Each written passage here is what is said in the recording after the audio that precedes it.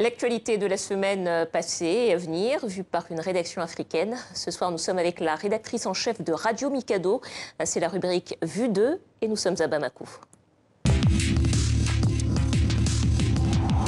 L'actualité cette semaine a été marquée bien évidemment par la marche de l'opposition, la marche du 8 juin, une marche qui a été autorisée après celle du 2 juin qui avait été réprimée par les autorités. L'attention était sur le fait de savoir est-ce que cette marche allait bien se dérouler et dans quelles conditions elle allait se faire.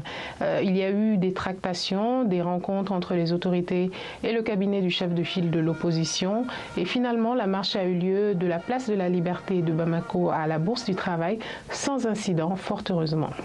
La personnalité de la semaine, on peut dire qu'il y a eu deux personnalités de la semaine. D'abord le Premier ministre malien Soumeylou Boubèye Maïga, mais aussi le chef de file de l'opposition Soumaïla Cissé. Tous les deux étaient au cœur de plusieurs rencontres, d'une médiation pour apaiser la situation après la marche qui avait été réprimée le 2 juin. Ces deux personnages se sont rencontrés dans la semaine et ont fait l'actualité puisqu'il s'agissait pour eux de parvenir à un consensus, un accord pour que la marche du 8 juin se déroule sans incident, ce qui a été le cas. Dans les semaines à venir, on va beaucoup parler de ces cartes d'électeurs biométriques. Comme vous le savez, nous sommes à 1 mois et demi de l'élection présidentielle du 29 juillet et il s'agit aujourd'hui de distribuer ces cartes aux électeurs. Elles sont arrivées mardi dernier à Bamako.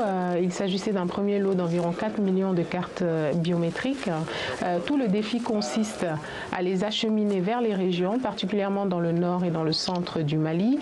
Et le deuxième défi, c'est que les électeurs aillent chercher leurs cartes. Donc le gouvernement, les autorités en charge de l'organisation du processus vont multiplier les rencontres mais aussi multiplier les campagnes de sensibilisation pour que le maximum d'électeurs aient accès à leurs cartes pour voter le 29 juillet prochain.